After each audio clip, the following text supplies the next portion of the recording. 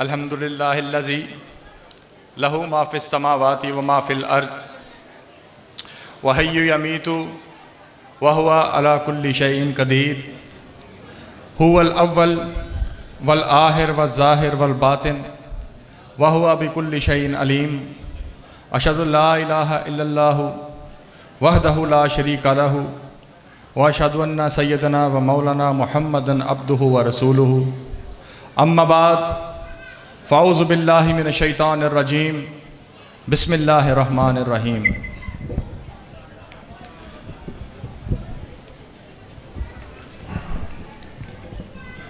میں سب سے پہلے تو میں یہ بتا دوں کہ میں صوبائی رہنما پاکستان تحریک انصاف کا ہوں اور لیکن سب سے بڑی بات یہ ہے کہ آج میں منہاج القرآن اور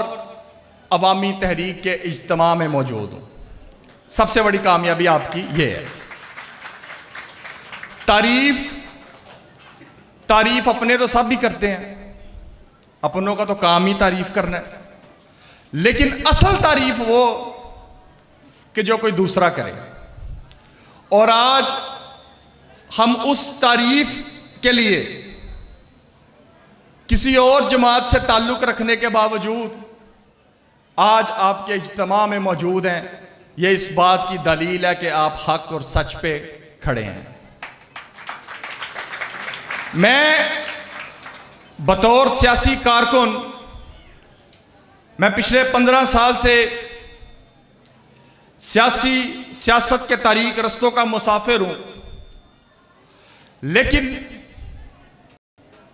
آج تک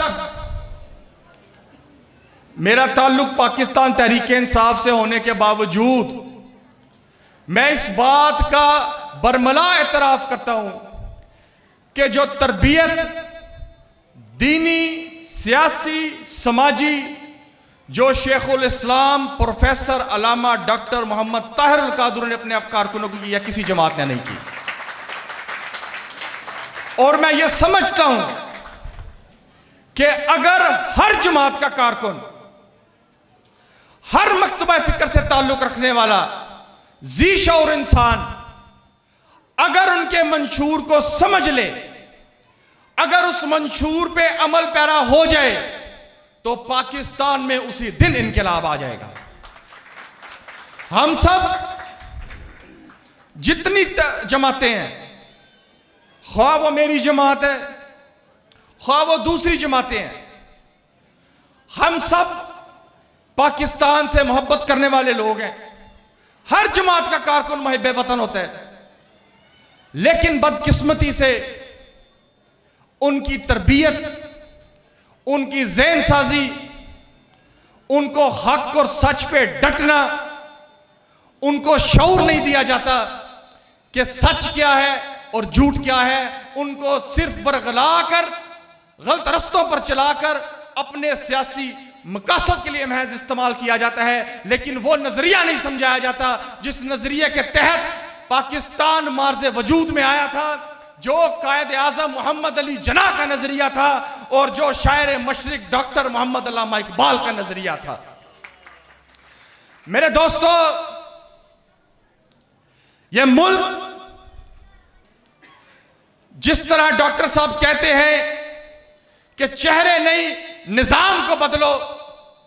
اس ملک میں چہرے بھی جب تک نہیں بدلے جائیں گے انقلاب نہیں آ سکتا۔ جب تک اس ملک کا فرسودہ نظام نہیں بدلا جائے گا تب تک بھی انقلاب نہیں آ سکتا۔ اگر اس ملک میں انقلاب لے کر آنا ہے، دیانتدار قیادت لے کر آنی ہے، وسیع قیادت لے کر آنی ہے جو قائد اعظم محمد علی جناح کی اور علامہ اقبال کے خواب کی تعبیر ہے، تو پاکستان کو جس مقصد پہ بنا تھا، جس نظریے پہ بنا تھا، لا الہ کے مقصد پہ بنا تھا، لا الہ کے نظریے پہ بنا تھا، پاکستان کو اس نظریے پر چلانا پڑے گا، پھر ہی پاکستان میں حقیقی معنوں میں انقلاب آ سکتا ہے اور قائد اعظم محمد علی جناح کا اور علامہ اقبال کا پاکستان بنایا جا سکتا ہے۔